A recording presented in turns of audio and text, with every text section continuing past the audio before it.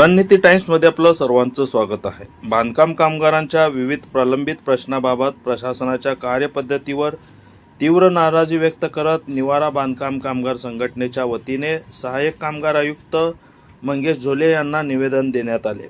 कामगारांच्या नोंदणी, नूतनीकरण, शैक्षणिक लाभ आणि अर्ज मंजुरी प्रक्रियेत होत असलेल्या विलंबामुळे संतप्त झालेल्या संघटनेने प्रश्न तातडीने मार्गी न लावल्यास आंदोलनाचा इशारा दिला आहे। संघटनेचे जिल्हाध्यक्ष बापू सूर्यभान करंडे यांच्या नेतृत्वाखाली हे निवेदन देण्यात आले।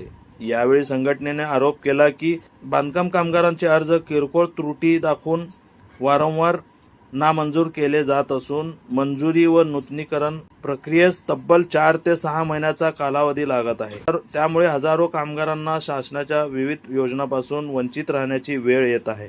संघटनेने पुढे सांगितले की कार्यालयीन कामकाजासाठी प्रभारी सहाय्यक कामगार आयुक्तांची उपस्थिती आठवड्यातून केवळ 2च दिवस असल्याने अनेक कामे रखडत आहेत।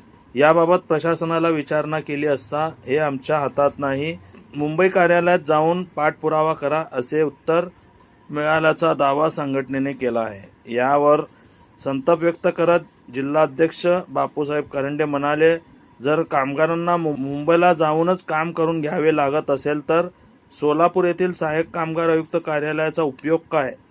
प्रशासनाच्या या आडमुठा भूमिकेमुळे सर्वसामान्य बांधकाम कामगारांना आर्थिक व मानसिक त्रास सहन करावा लागत असल्याचा आरोपही त्यांनी केला।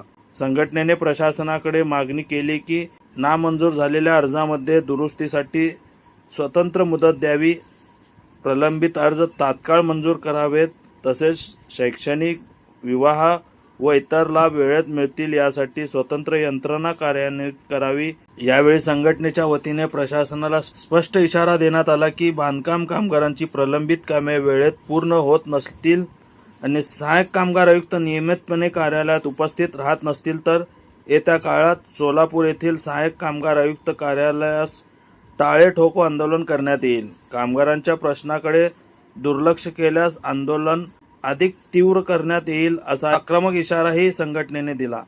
कामगारांच्या न्याय हक्कासाठी आम्ही शेवटपर्यंत लढत राहणार आहोत। प्रशासनाने तातडीने दखल घेतली नाही तर आंदोलन अटळ आहे अशी भूमिका संघटनेच्या पदाधिकाऱ्यांनी मांडली।